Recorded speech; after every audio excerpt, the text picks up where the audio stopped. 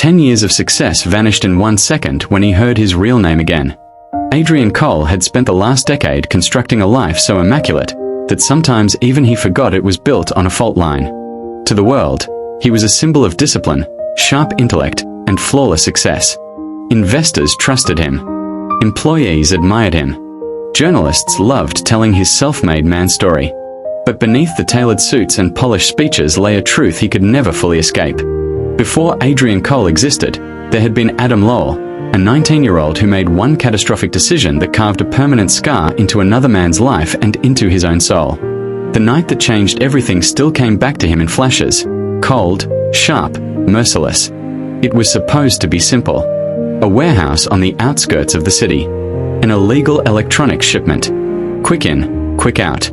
That's what his friends, Evan, Ricky, and Shane, kept saying. Easy money, they called it. A 5-minute job. They had done petty things before. Stolen scooters, broken into cars, shoplifting. But that night wasn't petty. And deep down, Adrian had known it.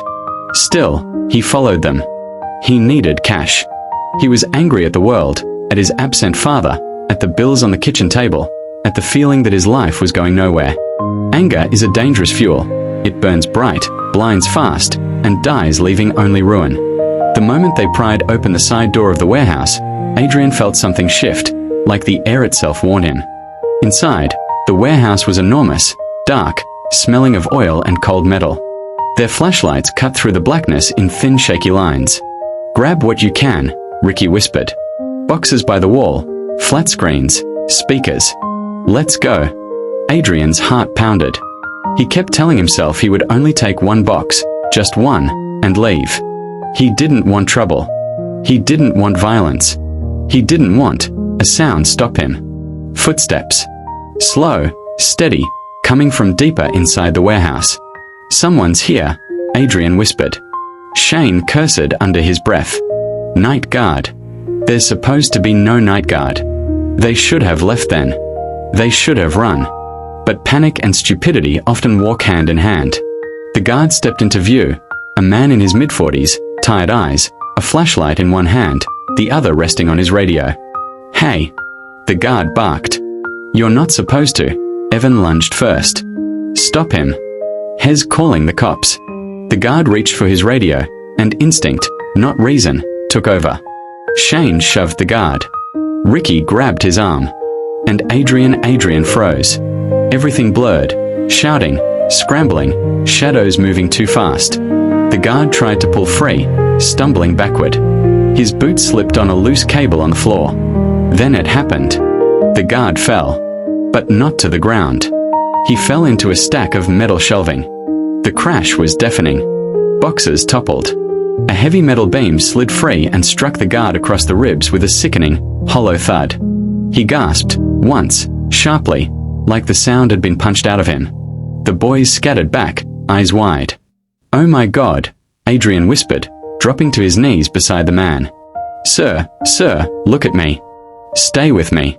The guard's breaths were shallow, ragged. Blood trickled from his mouth. His eyes fluttered open, unfocused. Adrian pressed his hands to the wound, his fingers trembling violently. I'm sorry, I'm so sorry, we shouldn't have, but his panic made everything worse. He pushed harder, trying to stop the bleeding, but the guard cried out in pain, a sound that would haunt Adrian for years. Behind him, he heard Ricky's voice crack. We have to go. Cops are coming. Adrian didn't move. I'm not leaving him. We hurt him. We have to help. Evan grabbed Adrian by the back of his jacket and yanked him away from the guard. Do you want to go to prison? Move. Blue lights reflected faintly against the warehouse windows, distant, but coming. Adrian looked back at the guard, gasping, bleeding, helpless, and felt something tear inside him. He wanted to stay. He wanted to take the blame. He wanted to fix it. But terror crushed him, suffocated him, dragged him to his feet and shoved him toward the door. He ran. Out the side entrance. Through the cold night. Down streets that blurred into streaks of shadow. The guard's choked gasps echoed behind him long after the warehouse disappeared from sight. By morning, the news reported the guard as critically injured. Later, stable. Later, still alive. Barely. But the boy responsible, the boy who froze, who panicked, who ran, vanished. And in his place, year by year, Adrian Cole was constructed. Piece by controlled piece. A new name. A new life. A perfect facade. But no amount of success could erase the sound of that metal beam hitting bone or the last look in the guard's eyes. The past had not died. It had only waited 4 weeks after the warehouse incident. Adam Lowell lived as though he were moving underwater. Every sound felt distant, every color muted, every touch cold. Even the ticking of the clock in his cramped bedroom seemed louder than his own heartbeat. He slept with the lights on. He jumped at sudden noises. Sometimes, in the middle of the night, he would sit up gasping for air, convinced he still heard the guard's broken breathing. The guilt never let him rest. His friends, if he could still call them that, disappeared within days. Evan got arrested for an unrelated break-in. Ricky left town. Shane claimed he knew nothing when the police questioned him. They scattered like frightened birds, leaving Adam alone with the consequences. Every knock on the door made him flinch.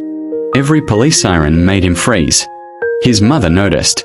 She wasn't a woman who had the luxury of softness, working double shifts, exhausted, worn down by life, but even she saw the tremor in his hands. "You look sick," she said one morning, studying him over a chipped mug of instant coffee. "I'm fine," he lied.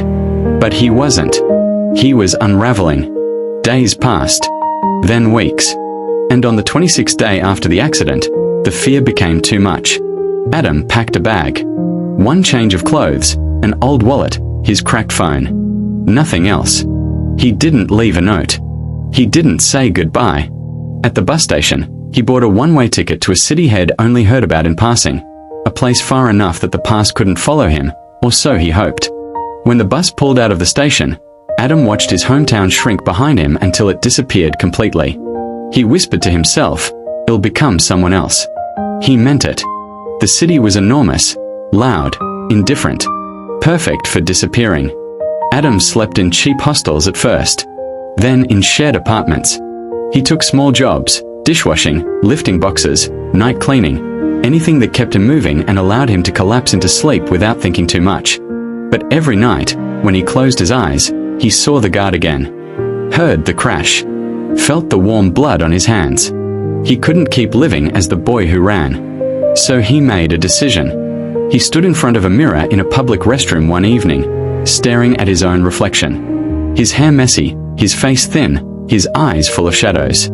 "Adam Lowell died that night," he whispered. "But I didn't." He opened a notebook and wrote a new name. Adrian Cole. It felt artificial at first. Strange. Like trying on someone else's clothes. But he repeated it aloud, again and again, until it settled into him like a second skin. Adrian enrolled in night classes. He devoured books on business, psychology, communication, anything that promised structure, control, reinvention. He worked days, studied nights, slept in fragments. Years passed. His determination, born from guilt and fear, became fuel. His discipline, sharpened by the memory of one horrific night, turned him into a machine. Adrian rose quickly, first at a small firm, then at a larger one. He learned how to speak with confidence, how to lead with calm efficiency, how to project the image of a man who had never made a mistake. People admired him.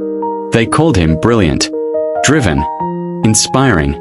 Adrian smiled politely and thanked them. But inside, he felt hollow. Every accomplishment felt like it belonged to a stranger. Every praise felt undeserved. Every success felt like another stone piled on top of a truth he refused to face. He built a reputation the public adored on top of a secret that could shatter it all. The past had gone quiet, but not gone away. It lived inside him like a locked room he never dared to enter. Until, 10 years later, someone opened it for him. Not with anger. Not with revenge. But with his real name. 4 days after Marcus walked away, Adrian moved through his life as though seeing it all for the first time. The marble floors of his office, the awards on the walls, the polished glass table where he held meetings, none of it felt like symbols of success anymore. They felt like chapters of a book he had written out of fear, not out of freedom. He kept Daniel's letter close, folded neatly in the inside pocket of his jacket, the words etched into his mind like a quiet prayer. Every morning he read it again, not because he doubted its meaning, but but because forgiveness felt so new, so fragile, that he was afraid it might crumble if he didn't hold on to it. One evening, 3 days after the encounter with Marcus, Adrian returned to the community center he funded years ago, one of the few places where he allowed himself to feel human instead of perfect. Children were painting in the art room, splashing color everywhere with reckless joy. Teenagers practiced music in the next hall, their clumsy chords echoing with hope. Volunteers greeted him warmly. For the first time, Adrian didn't feel like an imposter walking among them. In the back of the building was a small studio he had built but never entered, an art room dedicated to rehabilitation programs, named quietly after an anonymous DH. All this time he had pretended the initials were just a random choice, but they weren't. And now, with trembling fingers, he opened the door.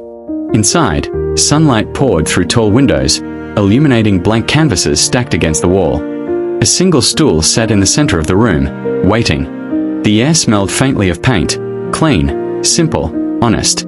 Adrian stepped inside and closed the door behind him. He didn't know how to paint. He didn't need to. What mattered was being present in a space that represented everything he had run from: creativity, vulnerability, and Daniel's quiet forgiveness. He pulled the letter from his pocket and set it on the empty canvas, letting the afternoon light wash over the paper. For a long moment, he simply stared, feeling the weight of a decade lift, little by little, like dust drifting off old memories. "I won't waste this chance," he whispered into the still room. "Not anymore." The words weren't dramatic. They didn't echo. But speaking them felt like placing the final stone in a path he didn't realize had been building for years. When he left the studio, something inside him had shifted. His steps were lighter, his breath deeper. He no longer felt like a man pretending to be worthy of redemption.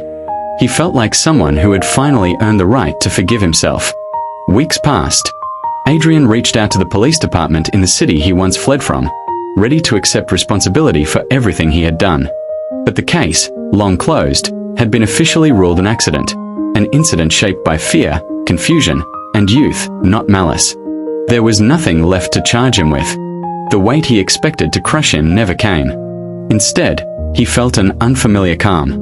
Marcus sent a letter, not long, not emotional, just a single line that carried more meaning than pages ever could. "My brother would be proud.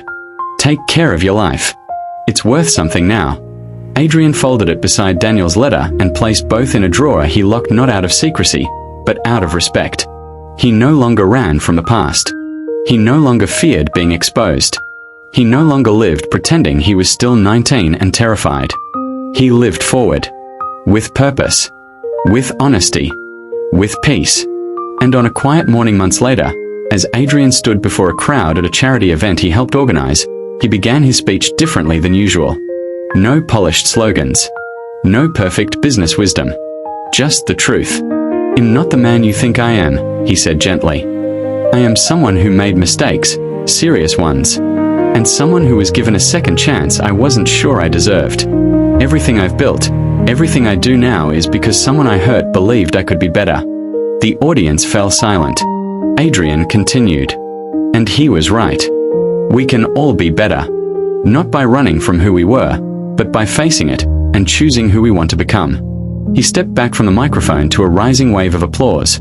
Not the applause given to a flawless success story, but the applause given to a human being who finally stepped out of his own shadow. That night, as he walked home under the soft glow of streetlights, Adrian realized something extraordinary. His past hadn't destroyed him. It had shaped him, guided him, and ultimately, forgiven him. For the first time in his life, he felt whole. And for the first time in 10 years, when he looked at his reflection in the glass window of a quiet shop, he didn't see fear or guilt staring back. He saw a man finally free. The story doesn't end there. Stay with me and wait for the sequel.